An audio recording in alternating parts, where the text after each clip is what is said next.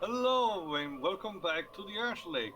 So let us proceed to fulfill what I mentioned about, um, dealing with the stuff that happens in Ash Lake. First of all, there's another Hydra, and but this time it's a black Hydra, so it's more dangerous. So let's see if I can manage to actually defeat it and not die 30 times.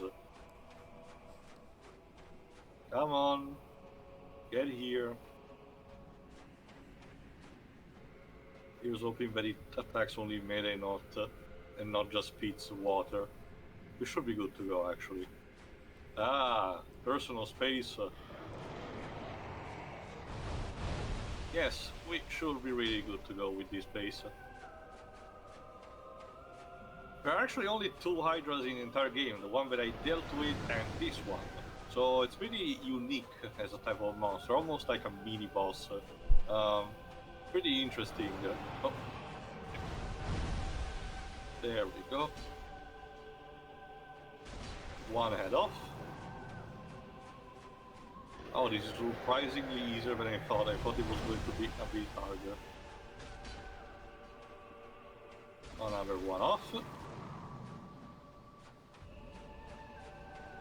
Considering the lore-wise, the Ash Lake seems to be completely shrouded in mystery, because it's a location that has no real story significance, technically speaking. Oh, there's another head. In a sense that you have literally no reason to be here. But it does contain pieces of the old world, as we will see also in a second, including like a giant skeleton out of fucking nowhere, of a creature that is not in the game.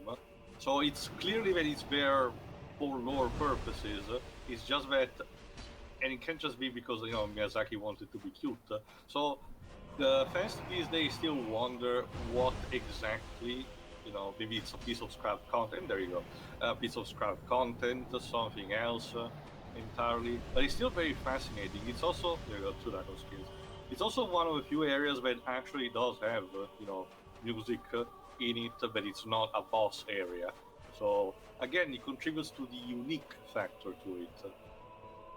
Let's enter into this log and get another dragon scale.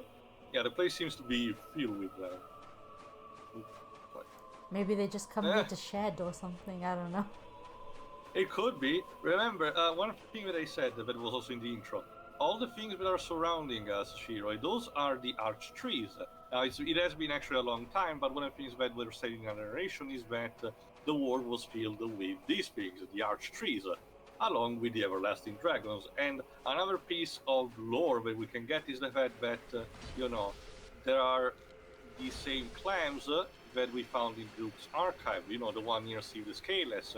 You'll remember Sieve the Scaleless is technically one of the last everlasting dragon that still lived on the planet. Um, on Lordran, on Lordran at least. Meaning, that these things either are attached to the everlasting dragons, or Sieve actually took some of them from here because he knew they could have helped his studies or something. Again, it's just simple enemy placement. Probably significant it might be can give potential story out of this place. That's the magic of this series. The fact that it shows but doesn't tell, so you have to essentially fill in the blanks. All right, moving on. Actually, that brings me a good time. Let's use this to read some of the text the flavor text that we haven't, because the Moonlight Gravesword actually has a detail that I forgot to mention also about Steve the Scaleless. It's not mentioned here, but I'll mention later. This sword, one of the rare dragon weapons, came from the tale of Steve the Scaleless, the pale white dragon who betrayed his own. Sif is the grandfather of sorcery, and this sword is imbued with his magic, which shall be unleashed as a wave of moonlight. The thing that doesn't tell about this is that due to his condition, Sif not only had no scale, as the name says, Sif the Scaleless, but was also blind. So the similarities continue, Shiroi.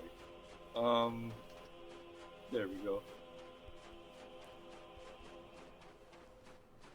Also, another thing that I didn't show because I got it off screen is that one thing that you get after defeating Gravelord Nito, that we did a couple of parts ago, was getting the Paladin set, the one that Leroy had, which again, it's another piece of lore that states things at odd because technically speaking, the church that Leroy was part of should have actually been fighting against the Grey Lord rather than actually serve it. So, interesting stuff. There's another clam. There we go.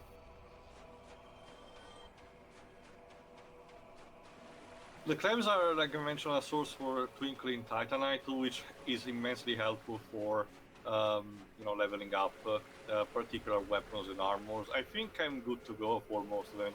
I actually leveled up the Zweihander, the Lightning Zweihander, to the max, so we are actually good to go on that front. The armor still could need some improvement, but it's minor stuff. And if we go here, there's this kind of narrow path. That takes us, a second, to a very ominous figure, which is, come on, reveal it, there we go, the actual last everlasting dragon remaining on the planet. This thing doesn't talk to you, but you can actually enter a covenant with it, and actually gives you the tools for basically becoming a dragon, a miniaturized dragon yourself. It is pretty cool as a sort of a neutral faction for PvP, but I never do it because while it is cool on paper, it's not really useful compared to some sets on PvP. But yeah, if you want, you can become your own dragon persona. Enjoy it. I personally don't really care. But what I do care is the fact that this tail is conveniently, protonding there. So Shiroi, Mm-hmm. should I hug the fluffy tail here too? Maybe not. All right. I'll yield. Maybe I'll tell later. Let me use this to kindle because I don't really need these soft humanities. Back correctly, we can teleport to this bonfire anyway, so in case we want to go back, we should be able to. I'll just use this twinkle 1, 2, and 3. Then repair stuff because it's time to go back to. There we go. To go back to try to defeat the Battle Chaos. But we can do something else in the meantime, if I recall correctly.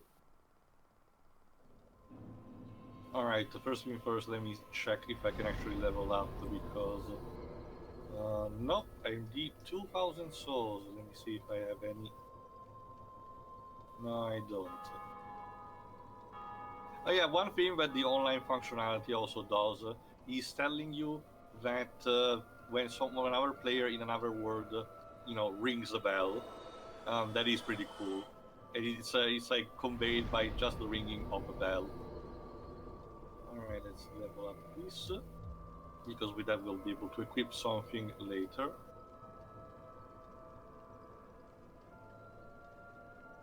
Yeah, there we go. All right, let's go.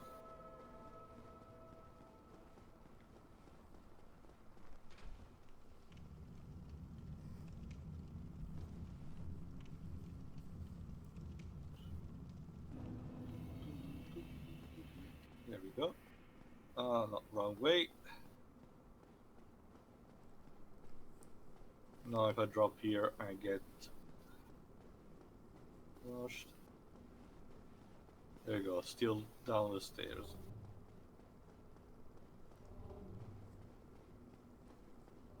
While on the way, there we go, to destroy the Battle Chaos, we should be potentially able to conclude one particular story arc that we still have, left hanging. Ow. Needed to waste my Estus on this, Jesus. There we go, 1 and 2.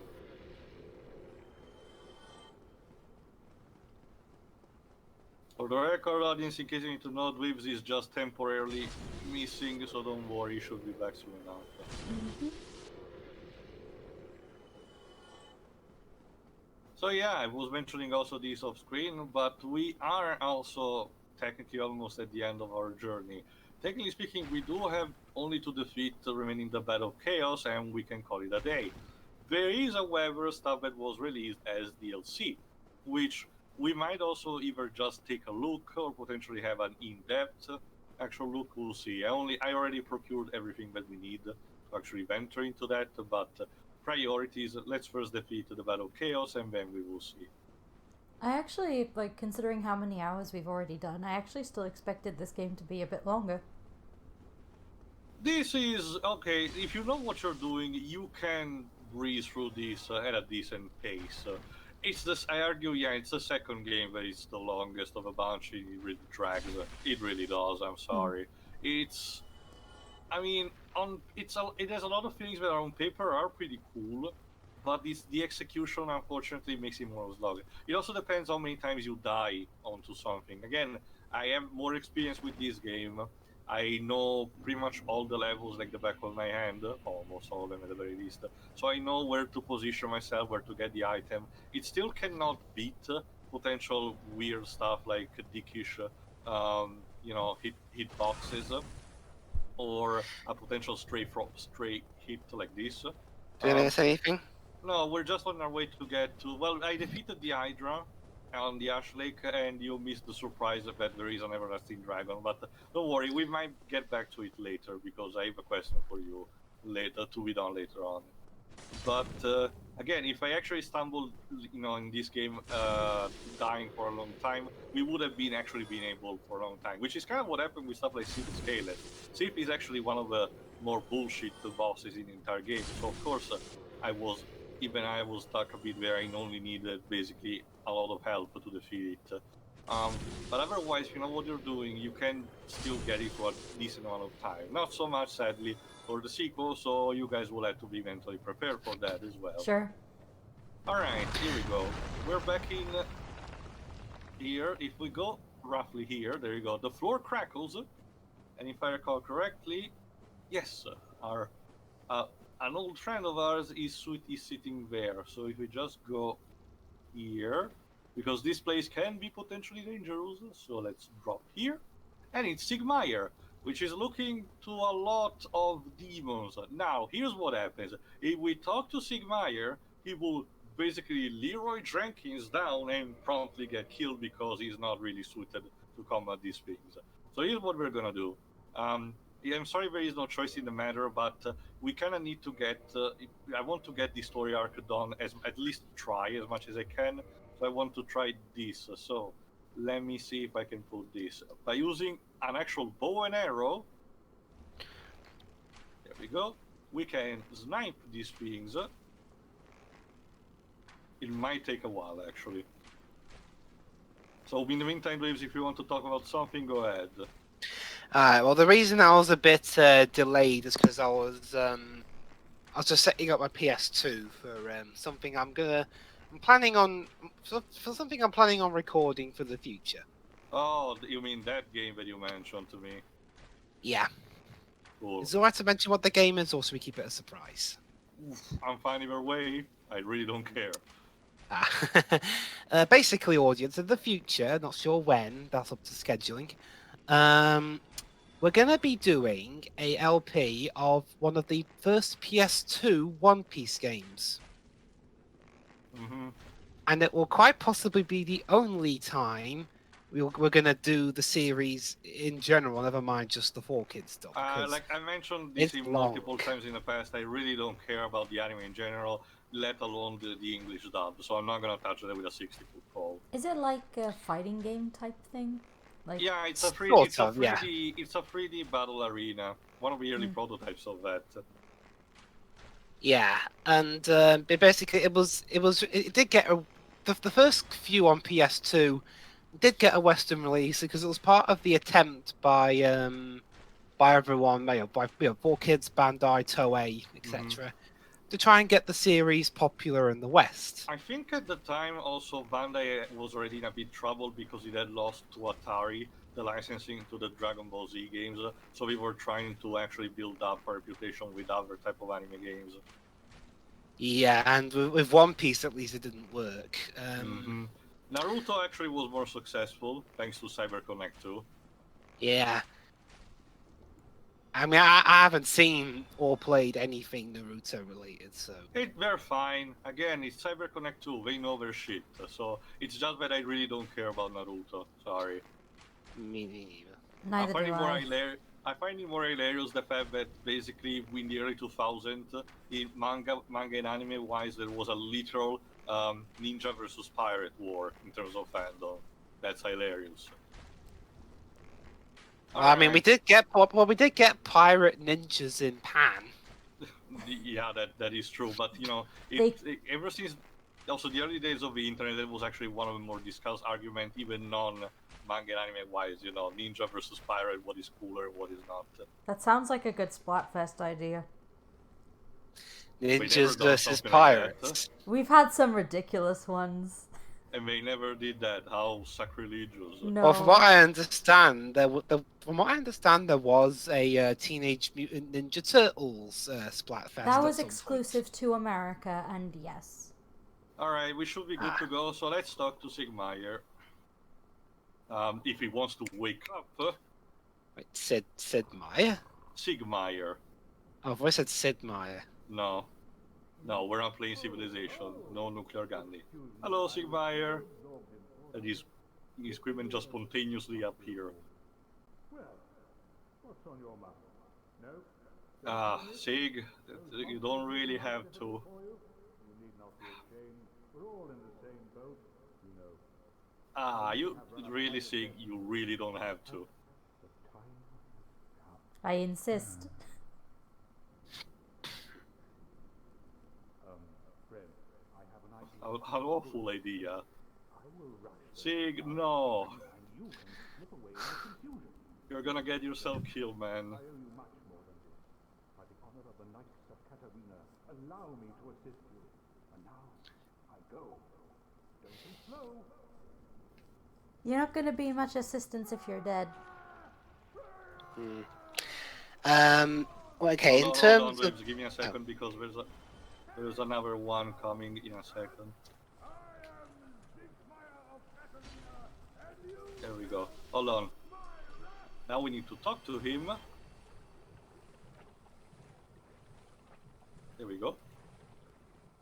Because he wasn't really expecting to survive, actually. Oh, didn't you get away?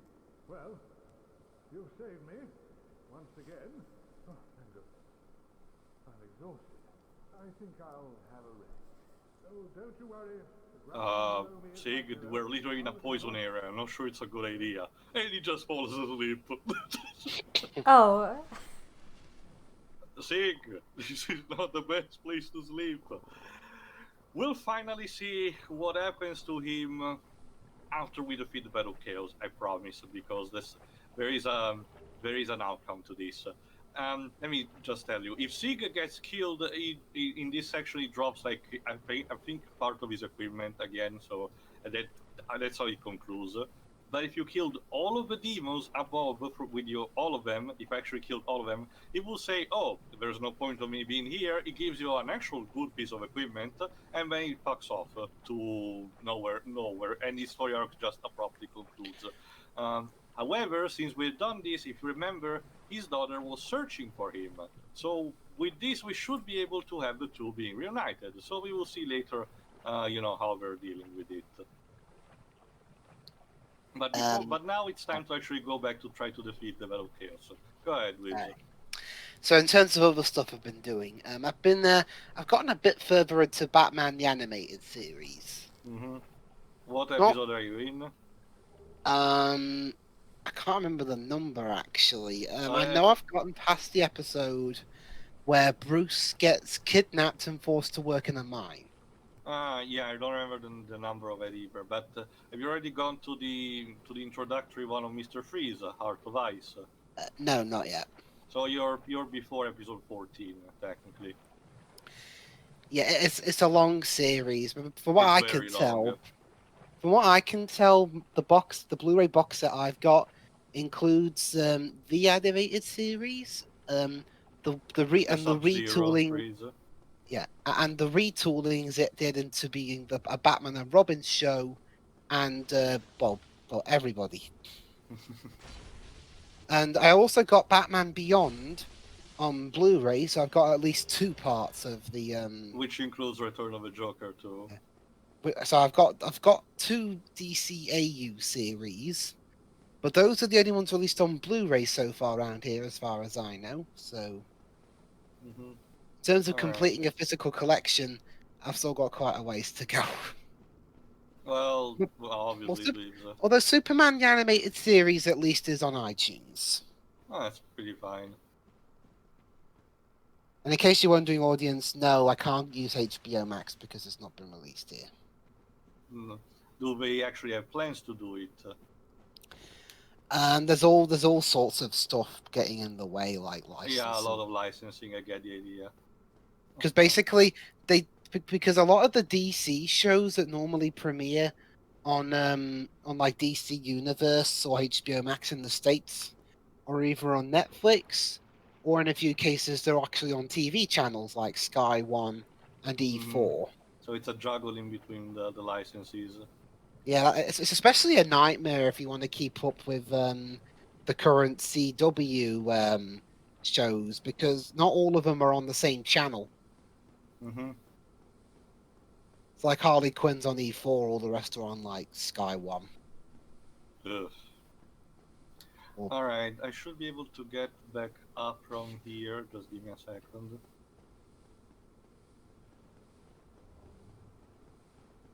I actually forgot already, Dweez, maybe you can tell me when are we supposedly releasing the Snyder Cut of Justice League? It's actually Well, it said like in March. Well, it said 2021, but let's check. It says March. So it should be around there. Yeah, March on HBO Max. As for what's getting the show on services that are outside of North America, I don't know.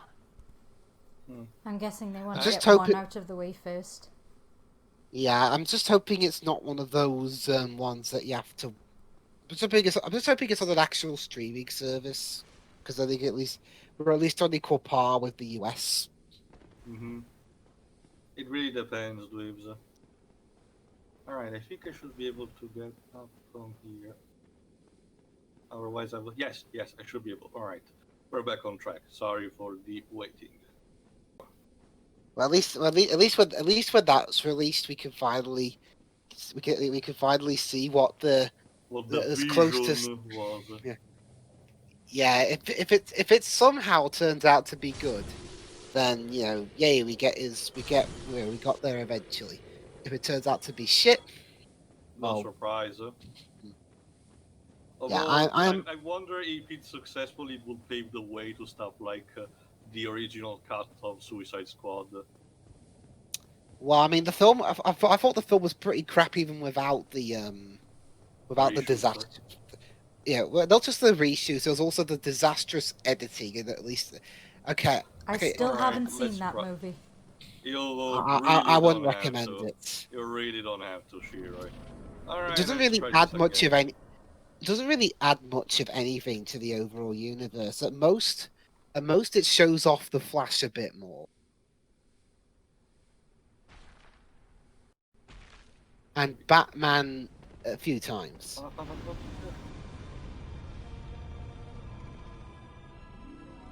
No.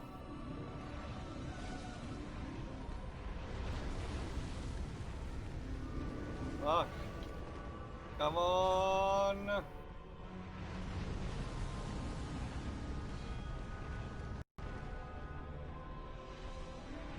No. Fuck. Oh. Okay, I'm fine. Big oof. F in the chat, boys. F in the chat.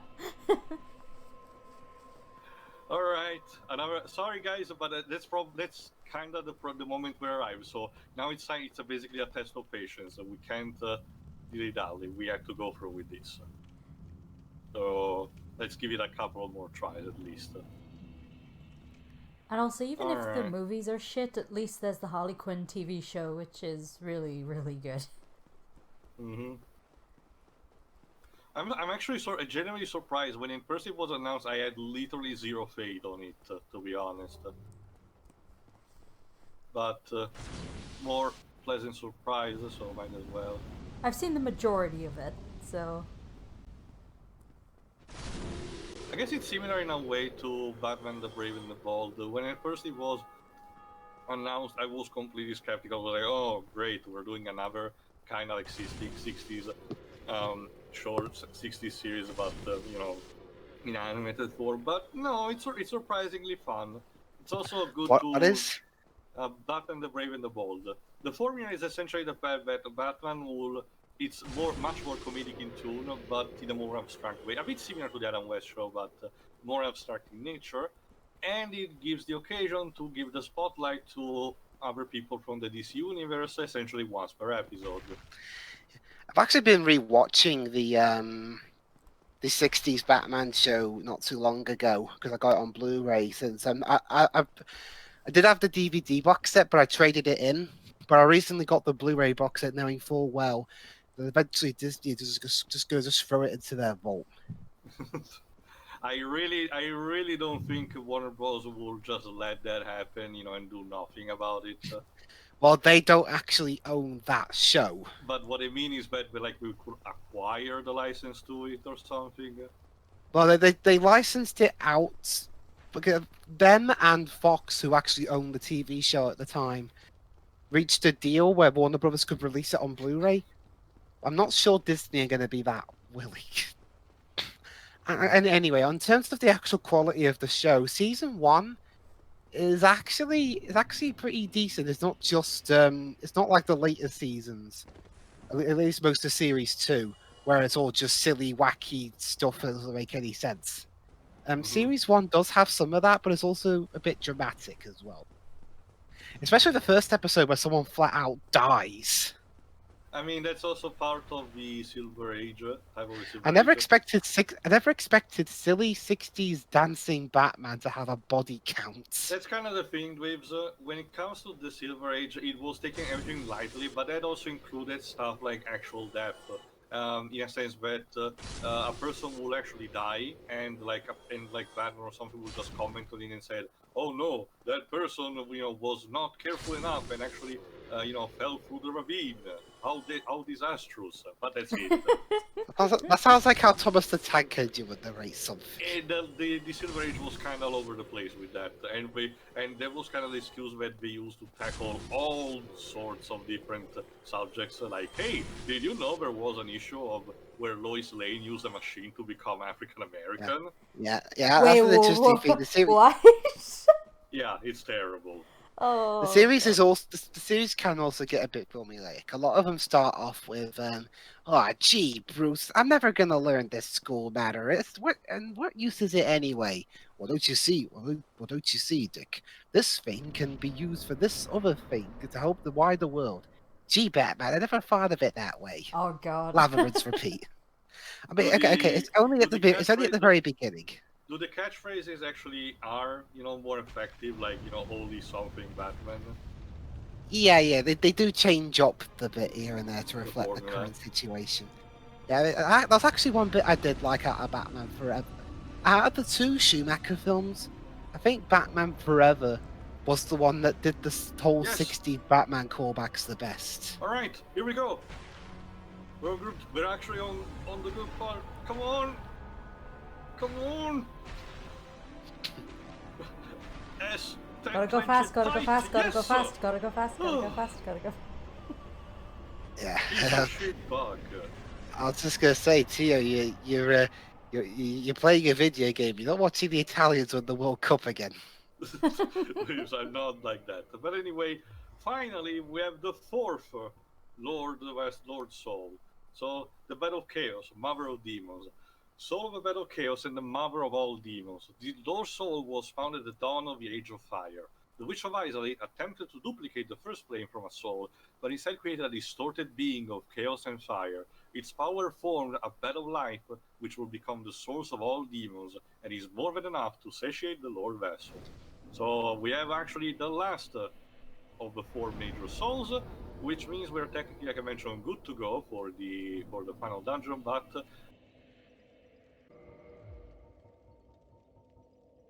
let me use this to also level up, because we actually we can gain 2 levels from that. So let's go with vitality, 1 vitality and 1 endurance. They're never enough.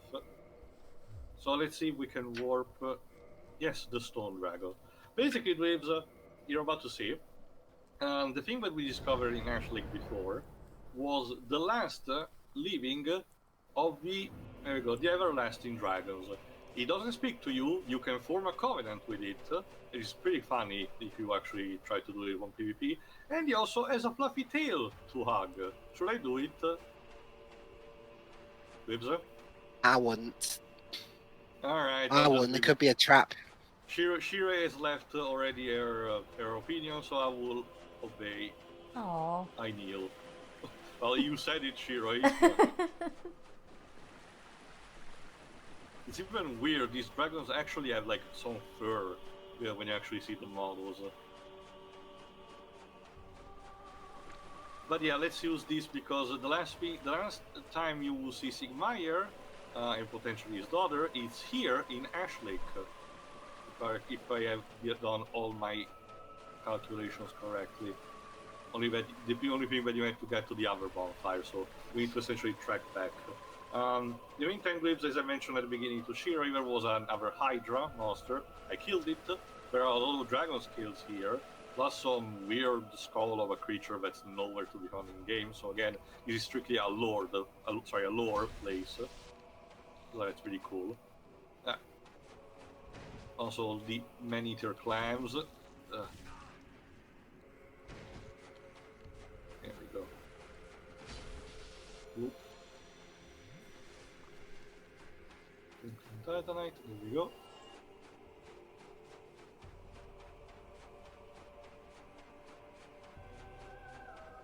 And yeah, the shores that were actually, to keep from its namesake, the shore that we're actually walking on is actually ash. It's not actual sand. So this is also another pretty cool thing. Going back to the question of where is it from? The intro might suggest the fact that this is the residue of the combustion of the first flame. After all, as the narration said at the beginning, there were only the arch trees. So when the flame arrived, it's pretty obvious that it, combusted something. So again, it's a cool place that leaves a lot of, thought behind. But nothing that has been explicitly confirmed, not even in later games, sadly. Not even Dark Souls 3 actually gives a confirmation to things. It does tie up some loose ends, but not everything, sadly.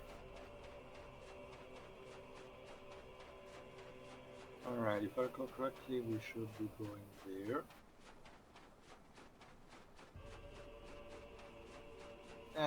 Fucking root.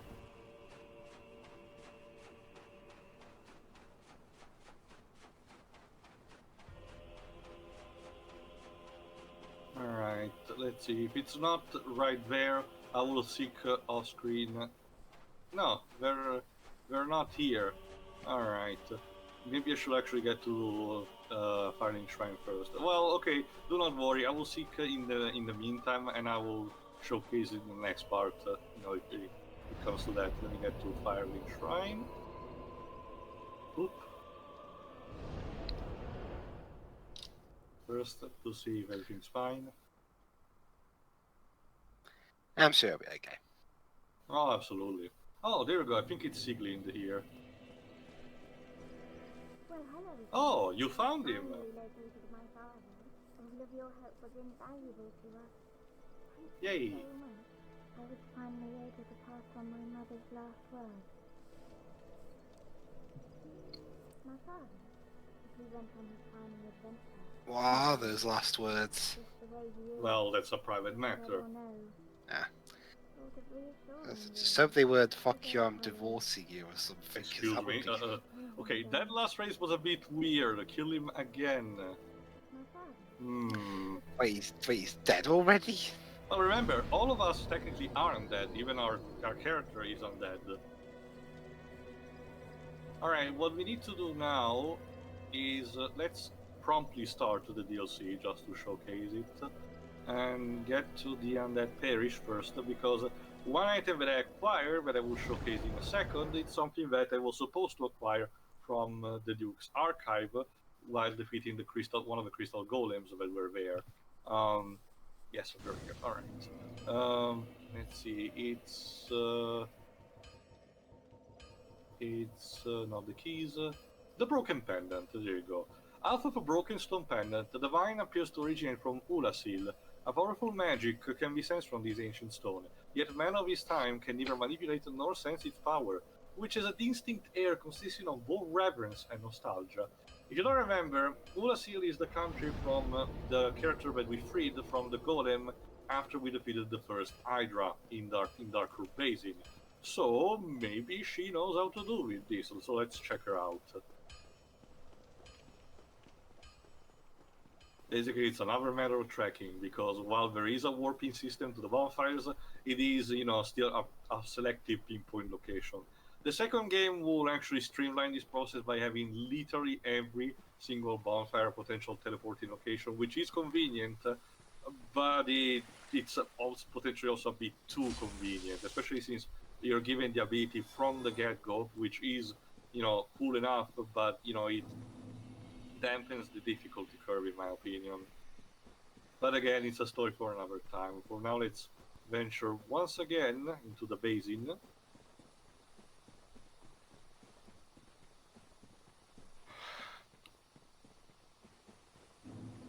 There we go. But yeah, I was also saying this to Shiroi before your ride waves. We're technically almost at the end of the game. We only have to defeat the final boss now at this point, so this is also the occasion to showcase, at least showcase a bit of the DLC. I don't know if we're gonna do it entirely. We might, completion and all, but we'll see. I This is guess technically the part 19, so we might just have a showcase and then defeat the final boss at part 20. Who knows? We'll see. I guess Yeah, the the question after this will be what do we do what do we do for our next I already have Dark Souls 2, so yeah. The end of the journey is maybe only the beginning of another, Dwebs, and next for that one we'll actually sadly not be able to finish in 20 parts. I can already tell you that. oh boy, I mean it took us a while to get to 19. To be fair, Dwebs, it's just a matter of time, and just because we decided to take things slowly and not on one. If we did things once per day, we wouldn't be able to breeze in like a month. So it was a deliberate choice. We'll see. That's the nature of a pilgrimage, Dwebs. It takes its time, and maybe, just maybe, the real Dark Souls is the friends we made along the way, even though everybody's fucking dead in this place. Yeah. Well, I guess the ones we didn't make, because I mean they're dead. So. Well, Technically we're speaking, undead. death is only selective here. It's just a matter of, if you're hollow or not. Like I mentioned at the beginning, if an undead basically goes out of control, he or she will become hollow, which means he will become nothing more but a feral beast, will attack on sight and lose all, its soul, its humanity, technically. Thankfully, our player can never actually go to this condition, so we don't have to fear about that. But many NPCs actually can if you're not careful. So sadly, you need to stay put. Well, I mean, other than that little side quest of 14 that I was doing, but it's currently on a bit of a hiatus because I've been rather busy. What else is there to do? Other than Dark Souls. Other than Dark Souls. Well, Pedro is ready for me to cooperate for the Metal Slug series, so there's that. Oh, look at that! There's a strange portal in the place where was the golem that kept Dusk of Ulasil. Let's give it a look. I'm sure nothing wrong will happen from this. Sure. Was the Sonic quote experience that told me to investigate? Things went close. Experience has taught me to investigate anything that glows. Speaking of that, I think Dark Gaia just snatched us into another place. Oh shit. Oh, Oh, mother, where are we? The Sanctuary Garden, whatever the hell this place is. Well, that was Dark Souls. Final Four. Well, thankfully it didn't kill us. Apparently this snatching demon, whatever it is, was apparently very polite. it dropped us off at a bonfire, so... I know, right? It's very considerate. How nice of him, I guess. Alright, let's kindle also this. And let's go first. Because remember, the portion we're doing right now, it's what was the DLC back then, the Prepare to Die segment. Oh, So- that's a fun name. Yeah, exactly. Because we start immediately with a boss fight. This chimera-like figure, romantic or something, called the Sanctuary Guardian. Shit! Oh, Be a good kitty, please. no. Yes. Fuck.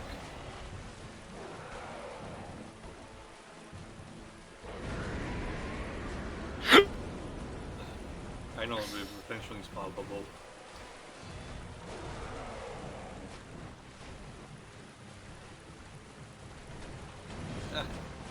Ow.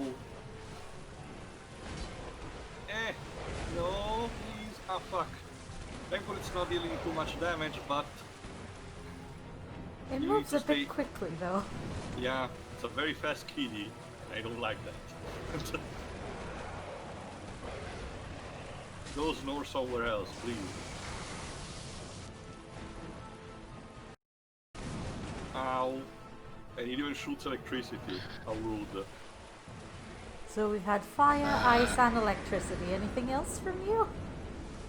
More like wind. The water is bad because we're in a giant. We're in a giant puddle, I guess. Take that. And this. And that. No, sadly not, because I didn't have enough stamina. We can potentially cut the tail of this thing, but the weapon you get is very lame. It's a whip. So, and whips in this series are notorious for sucking. So there's the sad part about it. I like that everything, including the cats, have been like incredibly demonic, and then you have the dog that was just a dog. Like, just a giant dog. To try and catch you out, I guess. They wanted you Sure. to. They wanted you to feel bad Yeah, for that one. Yeah, Like, it represents purity. Especially since this DLC serves to explain the backstory of Serratorias and his wolf. So it's an instance for the game to make you cry even more. Watcha! No. Watch. Who's That's a battle cry with. It's like the opening of Samurai Jack. I thought it was like that bit in Monty Python, the first Monty Python movie. Oh,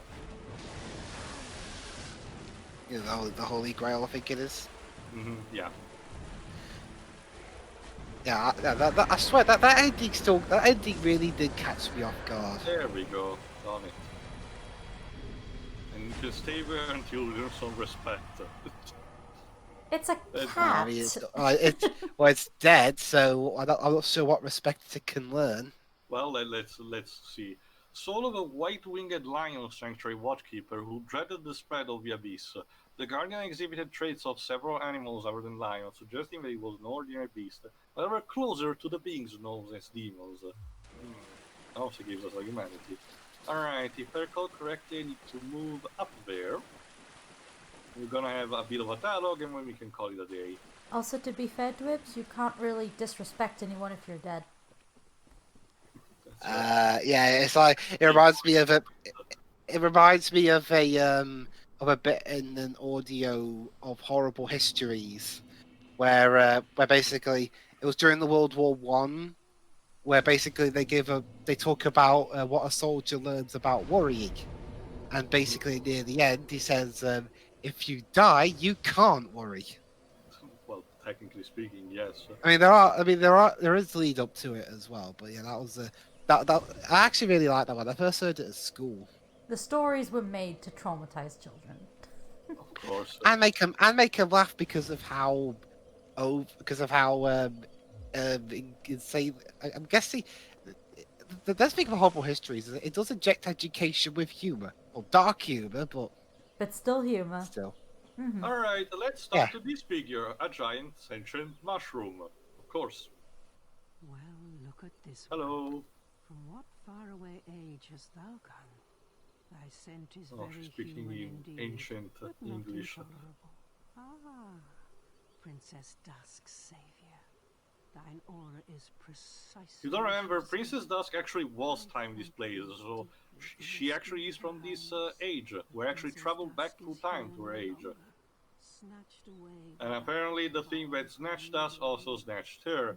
So, guess what? A mushroom figure is telling us to rescue a princess. Very on the nose, Miyazaki. Very on the nose.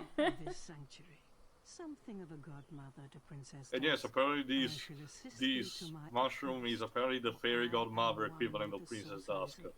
of I feel Ursula. so sad for her. On You can top- get some cool, you can get some cool things from her, repair power and golden pyrazine, but also some cool spells that you could get from Princess Dusk. So, yeah, Princess Dusk. So there's that. Go ahead, Shiro. No, just it's on topic because this weekend, as of this recording, is the Mario 35th anniversary Splatfest. Oh, cool. Well, in general, this is the year of the 35th year of Mario. So, alright, I think we concluded here. So, tune in next time for when we learn what happened to Siegmeyer, and Sieglinde, his daughter. Potentially showcasing a bit more of the DLC, and in case, defeating eventually the final boss. So, until then, see ya! See ya. See ya.